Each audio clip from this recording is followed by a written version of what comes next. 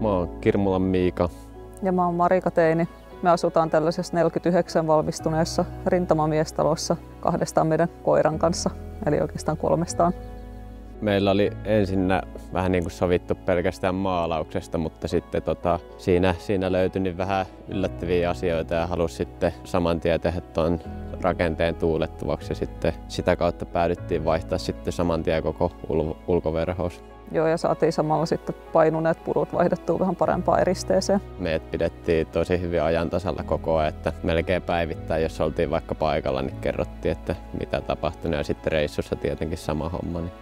Ja tosiaan siinä alkuvaiheessa heti kun me vähän mietittiin, että mitä me tälle talolle tehdään, niin saatiin sieltä hyvin apua ja kotopalvelut kyllä erottu siinä tosi hyvin edukseen, että tosiaan meitä pidettiin tosi hyvin ajan tasalla ja myös, että työn jälki oli kyllä todella hyvää, että ei tarvinnut jälkikäteen kysellä perään korjailemaan.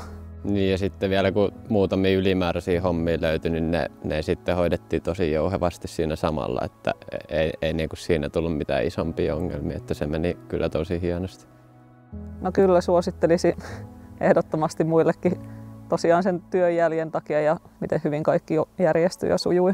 Se mitä meilläkin kokemusta, niin se, että miten asiakkaiden kanssa toimitaan, niin se ehkä päällimmäisenä jäi vielä mieleen.